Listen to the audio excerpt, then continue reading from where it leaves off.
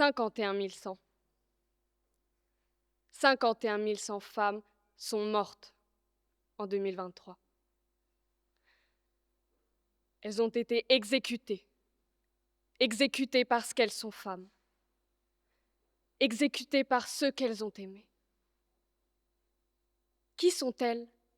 Qui sont-ils? Monsieur et madame tout le monde. Elles n'avaient rien de spécial, eux non plus. Leur seul crime, être nées femmes.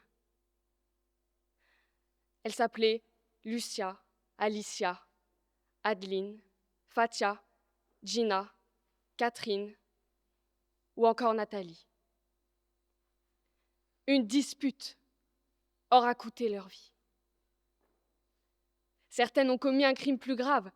Elles sont parties. Comme Alicia, morte le 6 octobre 2025, poignardée suite à une rupture, elle a fui en voiture. Elle avait 35 ans. Elles étaient 141 en 2024, 170 en 2025. Et selon l'association Nous Toutes, elles sont déjà 47 depuis le début de cette année. Elles sont une centaine chaque année dans notre pays des lumières et des libertés. Et j'aimerais vous citer l'article 3 de la Déclaration des droits de l'homme et du citoyen qui stipule que chacun a le droit à la vie, liberté et sûreté de sa personne. Qui sont les bourreaux?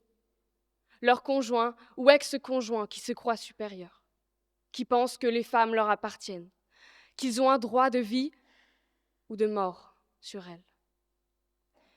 Alors, on pleurera sur leur tombe. On racontera l'histoire avec effroi et on classera l'affaire dans les faits divers. Tuées par amour, les fameux crimes passionnels. Alors, on criera haut et fort qu'elles n'ont pas eu de chance, qu'elles sont tombées sur le mauvais, qu'elles n'avaient qu'à partir, elles n'ont pas vu les signes. Non, elles ont tout vu, tout subi et tout dit. Oui, elles ont parlé, malgré la peur et les menaces. Entre 2015 et 2016, 2/3 des femmes qui ont subi des violences conjugales et 42% des femmes victimes, 42% d'entre elles, ont vu les autorités, censées les protéger, avant leur mort. Oui, elles parlent. Elles parlent. Elles parlent. Mais on ne les écoute pas. Enfin si, parfois. Mais les plaintes sont classées sans suite. Mais que faire dans notre société qui accuse les victimes, qui déshumanise les femmes, qui banalise les violences faites aux femmes? Que faire des hommes qui se sentent supérieurs, incapables de communiquer, de supporter une rupture? Entre 40 et 50% des féminicides sont commis durant la séparation. Qui doit éduquer les hommes? Leur faire comprendre que les femmes ne leur appartiennent pas? Les femmes, bien sûr. Le slogan « Éduquez vos fils » n'est-il pas destiné aux mères? Elles sont responsables après tout, non? Il est grand temps de responsabiliser les pères, qui forgent aussi les fils, et la société elle-même, qui propage une image de la femme comme soumise, tel un objet, et de l'homme, celui qui gouverne et qui domine. Néanmoins, ces violences sont mondiales, planétaires. Combien de mortes faudra-t-il pour que les choses changent? Comment ouvrir les yeux à ceux qui ne veulent pas voir? Comment rendre justice aux 140 femmes qui sont tuées tous les jours, partout dans le monde? Comment rendre justice à Lucia, Alicia, Adeline, Fatia, Catherine, Anaïs, Jacqueline, Fatima, Liliane ou encore Delphine?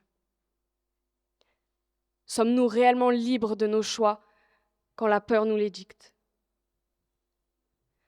Pourtant, il faut rester optimiste, combattre, se relever quand on essaye de nous écraser, pour celles qui ne peuvent plus, pour celles qui ne peuvent pas encore, pour celles d'avant et celles d'après. Il faut rester optimiste, car tant que nous serons là, nous, car ce n'est pas qu'un combat de femmes, il y aura toujours de l'espoir. Par exemple, en Espagne, les féminicides ont chuté de 35% grâce à une loi de 2004 qui instaure un système de protection des victimes qui passe par des policiers formés, des tribunaux spécialisés, un accompagnement psychologique et financier, ainsi qu'une aide pour trouver du logement. Car oui, tout cela est possible. Cela rassure les victimes et dès lors, elles portent plainte, car elles sont soutenues. Il y a aussi des lois en France, certainement pas aussi efficaces, malheureusement. Par exemple, la loi du 24 novembre 2025 qui propose 140 nouvelles mesures, dont la prise en charge de 100% des soins, ainsi que 100 000 places en plus pour les hébergements d'urgence. Il y a aussi la loi du 27 mars 2019 qui a créé la plainte en ligne pour enlever aux victimes la pression du déplacement. Toutes ces lois sont bien jolies, mais il faut traiter le problème à la racine. Les femmes sont peut-être mieux protégées, elles n'en sortent pas moins traumatisées. Oui, il ne faut pas banaliser les violences faites aux femmes. Il faut changer les mentalités. C'est un problème mondial qui nous concerne toutes et tous. Parce que parmi ces femmes, il y aurait pu y avoir votre sœur, votre cousine, votre tante, votre mère, votre voisine ou votre amie. On essaye de faire taire les femmes, d'amoindrir ce crime, de le mettre sous le tapis. Mais tant que nous serons là, nous, tous ensemble, le combat continuera. Même à notre échelle, nous pouvons aider. Il suffit de tendre l'oreille et d'écouter celles qui parlent. De leur faire comprendre qu'il existe une porte de sortie et les aider à la franchir. Leur faire comprendre qu'elles peuvent choisir au lieu de subir. Et j'aimerais finir par ce slogan des femmes iraniennes: Femme, vie, liberté.